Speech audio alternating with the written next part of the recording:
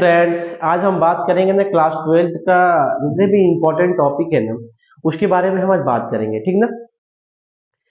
तो आइए हम बात करते हैं इम्पोर्टेंट टॉपिक के बारे में। अच्छा, जो बच्चे अभी तक पढ़ाई नहीं किए हैं, अच्छे से पढ़ाई नहीं कर पाए हैं, तो जितने भी क्वेश्चन इसमें बताएंगे, जितने भी हम डेरिवेशन बताएंगे ना, मैक्सिमम डेरिवेशंस और मैक्सिमम क्वेश्चंस बोर्ड में आने वाले हैं। क्योंकि हम ये 5 से 6 साल का एक पेपर का एनालिसिस करने के बाद इस इम्पोर्टेंट टॉपिक को हम निकाले हैं। तो इस पे आप देखें। आइए स्टार्ट करते हैं। जो पहला टॉपिक है ना, वो पहला टॉपिक का नाम बेटा electric field due to the point charge. Electric field due to the point charge होता क्या है, ये क्वेश्चन एग्जाम में आते हैं। Electric field due to the point charge. तो आइए हम करते हैं। मान लेते हैं कि मेरे पास एक पॉइंट चार्ज है, एक पॉइंट चार्ज है क्यू। हमको इस पॉइंट चार्ज क्यू से इस पी पॉइंट पर इलेक्ट्रिक फील्ड इंटेंसिटी निकालनी है, या the magnitude of the electric field intensity निकालनी है। सबसे पहले क्या करेंगे, हम क्यू नॉट चार्ज को लेकर आएंगे। क्यू नॉट चार्ज में क्या होता है, इसको बोलते हैं टेस्ट चार्ज। क्या बोलते हैं इसको? Test charge. ये क्या होते हैं? ये ऑलवेज पॉजिटिव। ऑलवेज क्या होते हैं? ये पॉजिटिव होते हैं। अब इस प्लस क्यू चार्ज की वजह से इस पी पॉइंट पर इलेक्ट्रिक फील्ड की इंटेंसिटी निकालेंगे। तो बच्चा लोग, ये क्या है? प्लस क्यू है, और ये भी क्यू नॉट क्या होता है? ऑलवेज प्लस ही होता है। तो प्लस और प्लस आपस में क्या करते हैं? प्लस चार्ज और प्लस चार्ज आपस में क्या करते हैं? रिपल करते हैं। तो रिपल करेंगे तो लगने वाला फोर्स किधर होगा? लगने वाला फोर्स इधर होगा, एफ। अच्छा, P से Q और P के बीच की जो डिस्टेंस है ना, वो कितना मान लेते हैं? हम R मान लेते हैं। कितना मान लेते हैं? R मान लेते हैं। तो हमको P पॉइंट पे क्या निकालना है? इलेक्ट्रिक फील्ड इंटेंसिटी निकालना है। तो सबसे पहले यहाँ पर लिखे according to Coulomb's law. According to Coulomb's law. आपको तो पता होगा अकॉर्डिंग टू कूलॉम्स लॉ कहता है क्या है? F इज इक्वल टू 1/4πε0 और Q1 Q2 अपॉन का R स्क्वायर। तो Q1 ये क्या है? Q है, और ये क्या है? Q0 है। और दोनों के बीच की डिस्टेंस कितना दिया है? R। तो क्या लिख देंगे यहाँ पे? R square. Means the force between the two charges plus Q and Q0 is equal to F is equal to 1/4πε0 Q0 upon का R स्क्वायर। इतना समझ में आया होगा। अच्छा, the magnitude of electric field, the magnitude of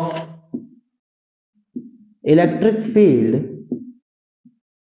the magnitude of a electric field क्या होता है? Formula E is equal to F upon का Q nought. Then put the value of F। इस F की वैल्यू यहाँ लगा put कर दो। तो E इज इक्वल टू क्या आएगा? E is equal to 1/4πε0 Q nought upon का R स्क्वायर अपॉन का क्यू नॉट। और इस क्यू नॉट से क्यू नॉट क्या हो गया? Cancel out. देन जो फाइनल आएगा E इज इक्वल टू 1/4πε0 और Q अपॉन का R स्क्वायर।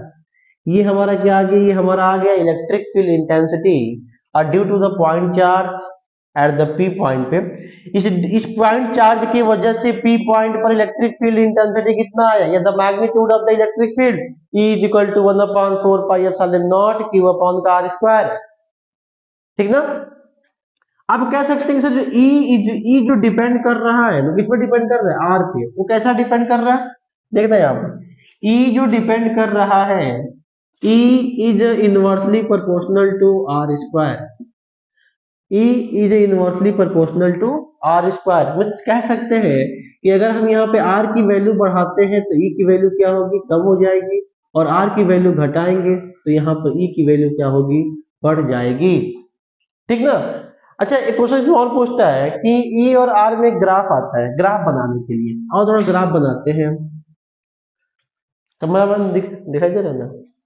तो E और ये R, E और R। अगर बाबू हम मान ले कि E की वैल्यू मान ले क्या, अगर हम R की वैल्यू मान लेते हैं जीरो। यहां देखना, अगर R की वैल्यू मान लेते हैं जीरो, तब E की वैल्यू होगी क्या? तो E की वैल्यू कितनी होगी? इंफिनिटी।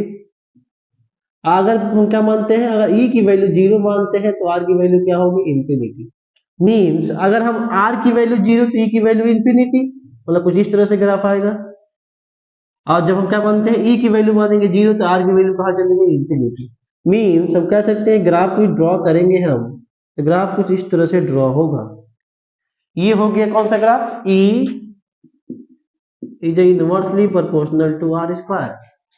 e की r की वैल्यू 0, e की वैल्यू इंफिनिटी, और e की वैल्यू इंफिनिटी तो r की वैल्यू 0। बोलो बोलो बच्चे, इसमें कुछ डाउट समझ में आया ना? हमने क्या कहा, रिकॉल करते हैं, 2 मिनट में रिकॉल करते हैं। पॉजिटिव चार्ज है, इस पी पॉइंट पर इलेक्ट्रिक फील्ड की वैल्यू निकालनी है, तो हमने कहा कि टेस्ट चार्ज लाया हमने, इस टेस्ट चार्ज को हमने पी पॉइंट पे रखा, जो हमेशा क्या होते हैं, पॉजिटिव होते हैं। जब भी पॉजिटिव चार्ज को यहाँ पे लाएंगे तो ऑलरेडी यहाँ पर पॉजिटिव चार्ज है, तो पॉजिटिव पॉजिटिव आपस में क्या करते हैं, रिपेल करते हैं। रिपेल मतलब F फोर्स लगाया। अब हम जानते हैं according to Coulomb's law, F is equal to 1/4 pi epsilon naught Q, Q naught upon का R स्क्वायर। फिर the magnitude of the electric field E is equal to F upon का Q naught. The magnitude of the electric field E is equal to F upon का Q naught, then put the value of F 1/4 pi epsilon not. तो बेटा यहाँ पे ये put कर दिए, फिर यहाँ से ये कैंसिल आउट हुआ, E is equal to 1/4 pi epsilon naught Q upon का R स्क्वायर। और हम कह सकते हैं कि E जो है ना, E वो E R पे कैसा डिपेंड कर रहा है, वो इनवर्सली प्रोपोर्शनल डिपेंड कर रहा है। हमने कहा यहाँ पे ग्राफ बना दिया, E और R में क्या ग्राफ प्लॉट किया, तो ग्राफ कुछ इस तरह से आया। ओके ना? अब सेकंड पॉइंट, सेकंड टॉपिक देखते हैं हम। बात करेंगे सेकंड क्वेश्चन की बात करेंगे, क्या है कि electric field due to the electric dipole at the axial position, और सेकंड होता है इक्वेटोरियल पोजीशन। अब बात करते हैं कि सर एक्सियल पोजीशन क्या होते हैं और इक्वेटोरियल पोजीशन क्या होते हैं। सबसे पहले समझते हैं कि एक्सियल होते क्या, इक्वेटोरियल क्या होते हैं। सबसे पहले एक्सियल की हम बात करें ना, एक्सियल का मतलब होता है कि along the x axis, equatorial का मतलब होता है अलोंग द वाई एक्सिस। अगर एक्स एक्सिस के अलोंग हम इलेक्ट्रिक फील्ड को निकालते हैं उसको बोलते हैं एक्सियल, एक्सियल पॉइंट या एक्सियल पोजीशन। जो वाई के अलोंग होता है, जो वाई के अलोंग होता है उसको बोलते हैं क्या हम, इक्वेटोरियल। क्या बोलते हैं, इक्वेटोरियल। हम बात करेंगे किसकी, पहले की एक्सियल पॉइंट की बात करेंगे ना, किसी डाइपोल की वजह से, किसी डाइपोल की वजह से इलेक्ट्रिक फील्ड की वैल्यू कितनी होगी, तो मैग्नीट्यूड ऑफ इलेक्ट्रिक फील्ड की वैल्यू कितनी होगी, क्या देखते हैं। सबसे पहले हम डाइपोल की बात करते हैं। डाइपोल क्या होता है, डाइपोल होने के लिए हमको सेम मैग्नीट्यूड के अपोजिट चार्जेस चाहते हैं, मतलब एक पे नेगेटिव चार्ज हो, एक पर पॉजिटिव चार्ज हो, एक पर नेगेटिव चार्ज हो और एक पर क्या हो, पॉजिटिव चार्ज हो। थोड़ा सा बड़ा कर दिया उसको, एक पर नेगेटिव और एक पर पॉजिटिव, ये इसका सेंटर ओ हो गया। और जो इलेक्ट्रिक डाइपोल का जो डायरेक्शन होता है वो नेगेटिव से किधर होता है बाबू, पॉजिटिव की ओर होता है।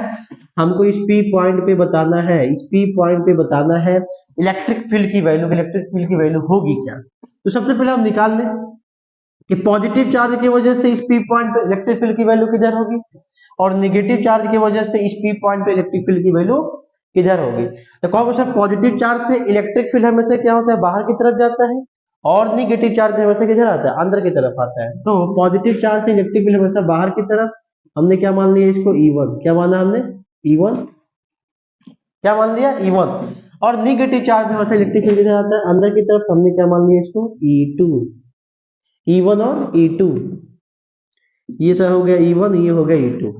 अच्छा, अब ये दोनों के बीच का डिस्टेंस होता है कितना है सर, इन दोनों का बीच का डिस्टेंस जो होता है वो 2L होता है, जिसको कितना मान ले हम, L मान ले, इसको कितना मान ले हम, L मान ले,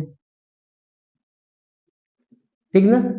इसके सेंटर से इसकी डिस्टेंस कितनी होती है, R मान लेते हैं, क्या मान ले, R मान ले।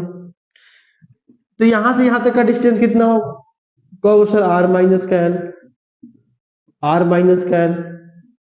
इस निगेटिव चार्ज से इस पी पॉइंट की दूरी कितनी होगी, कहोगे सर R प्लस का L। क्या कहोगे, R प्लस का L, R प्लस का L। अब निकालना है कि इलेक्ट्रिक फील्ड की वैल्यू निकालनी है, the magnitude of the electric field at the point P due to the negative charge and due to the positive charge. सबसे पहले हम बात किसकी कर लेते हैं, पॉजिटिव चार्ज। सबसे पहले हम किसकी बात कर लेते हैं, हम पॉजिटिव चार्ज की बात करते हैं P पॉइंट पे। तो पॉजिटिव चार्ज पे P पॉइंट की जो इलेक्ट्रिक फील्ड की जो डायरेक्शन है इधर है, इधर है, इसकी बात कर लेते हैं। यहाँ पे लिखते हैं कि electric field, electric, the magnitude of electric field, the magnitude of electric field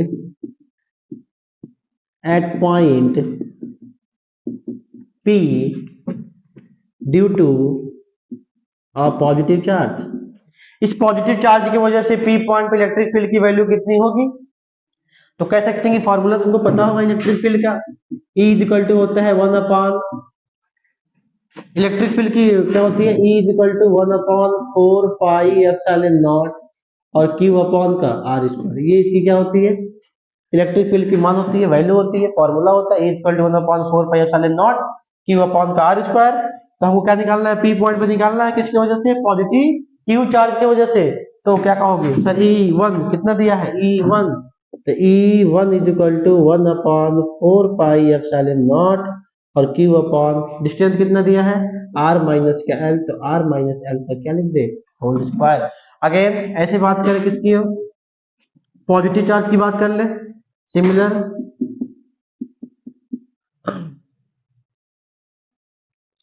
similarly जैसे हमने E1 निकाला, ऐसे हम क्या निकाल सकते हैं, E2 निकाल सकते हैं। तो E2 इज इक्वल टू क्या, 1 अपॉन 4 पाई एप्सिलॉन नॉट और Q अपॉन, अब E2 की बात करें तो E2 से इस निगेटिव चार्ज की दूरी कितनी है, कहोगे सर R प्लस L, यहाँ का पुट करेंगे R प्लस L और R प्लस L का क्या लिखोगे, होल स्क्वायर। हमने E1 भी निकाल लिया सर, हमने E2 भी निकाल लिया। अब सर हमको P पॉइंट पे क्या निकालना है, net the magnitude of the electric field due to the electric dipole, क्या निकालना है, टोटल निकालना है, टोटल, तो लिखा टोटल या नेट, टोटल या net, total electric, total the magnet, total electric field, total electric field, total electric field at point P due to the electric dipole. अब देखना यहाँ E1 है और यहाँ पे E2 है। अब E1 और E2 आपस में कैसे अपोजिट है, कैसे है, E1 और E2 आपस में अपोजिट है, अपोजिट तो क्या लिखेंगे, E net is equal to, अच्छा E1 बड़ा है कि E2 बड़ा है, अब देखो ना E जो है ना वो इनवर्सली प्रोपोर्शनल है R स्क्वायर की, जिसकी डिस्टेंस अगर R की वैल्यू बढ़ा देंगे ना तो E की वैल्यू क्या होगी, कम हो जाएगी, और R की वैल्यू कम करेंगे तो E की वैल्यू क्या होगी, ज्यादा हो जाएगी।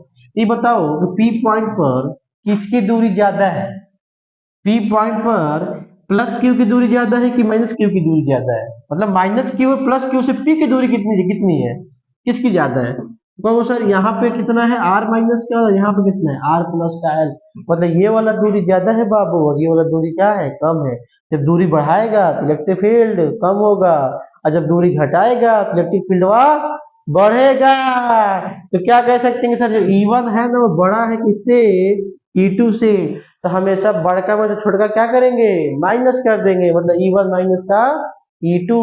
अब चलो E is equal to, E1 कितना दिया है, पुट करो, ये क्या दिया है, 1 upon 4 pi epsilon naught, 1 upon 4 pi epsilon naught और Q upon R minus L का whole square minus 1 upon 4 pi epsilon naught Q upon R plus L का होल स्क्वायर। कुछ कॉमन दिखाई दे रहा है, हाँ सर कॉमन दिखाई दे रहा है, क्या कॉमन है बेटा, E is equal to Q upon का 4 पाई एप्सिलॉन नॉट, क्या बचा 1 माइनस R माइनस का whole square minus 1 upon R plus L का होल स्क्वायर। बोलो बोलो रे बाबू बोलो। अब इसको सॉल्व कर सकते हैं, इसको हम इरेज कर दे रहे हैं ना, कैमरा मैन इधर आ रहा है कि नहीं आ रहा है, अब यहाँ देखते हैं हम, ये पूरा आ रहा है, ये इरेज कर, बच्चे लोग इरेज कर दे रहे हैं, कैमरा मैन कह रहे हैं कि इरेज कर दीजिए सर।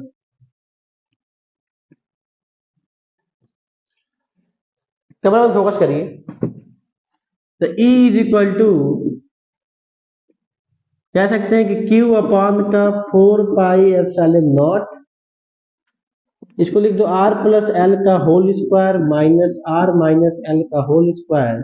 ए बाबू A माइनस बी और A प्लस बी याद करो, एक ब्रैकेट में A माइनस बी, एक ब्रैकेट में A प्लस बी, तो क्या होता है A स्क्वायर माइनस का B स्क्वायर। तो सेम देखो ना यहाँ पे क्या है, R माइनस L और R प्लस L, बाबू क्या लिख दे हम, R square minus L square का होल स्क्वायर। कोई दिक्कत कोई परेशानी, तो E इज इक्वल टू क्या लिख सकते हैं यहाँ से, Q upon 4 pi epsilon naught और इसको क्या, ए प्लस बी का whole square, A minus B का होल स्क्वायर, तो R square plus L square plus 2 RL minus R square, minus already है तो क्या minus L square plus 2 RL upon upon R square plus, sorry का whole, कुछ कटा बाबू, अरे कटा, इससे मरा ये, इससे ये मर गया, तो E इक्वल टू क्या आ गया, Q अपॉन का 4 pi epsilon naught 2 RL sir 4 RL upon R square minus L square का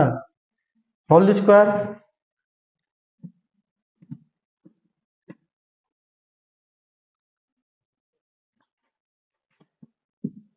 छोरी उरी कहां से आ गई दो।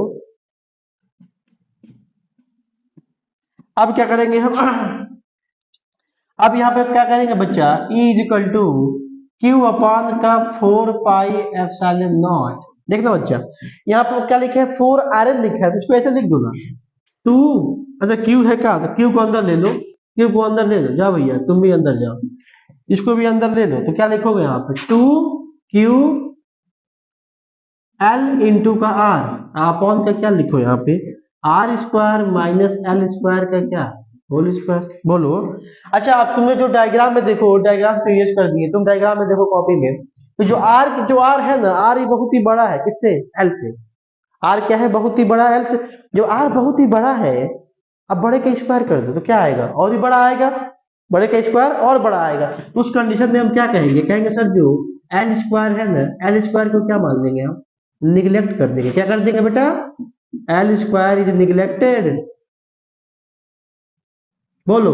उस केस में क्या होगा, E is equal to 1/4 pi epsilon naught and 2QL into का R अपॉन का क्या, R की पावर 4, और ये R से R एक मरा, 3 R बचेंगे, तो E इज इक्वल टू कितने R बचेंगे, 1/4 pi epsilon not 2QL upon का R के पावर क्यूब।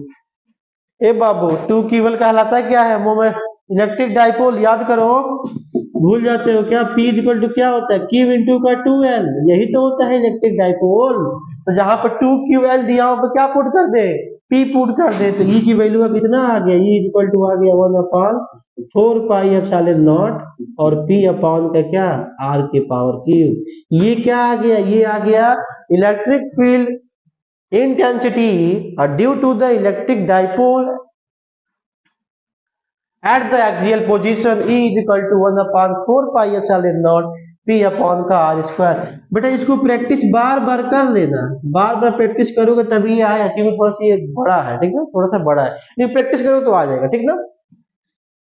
देख लो बेटा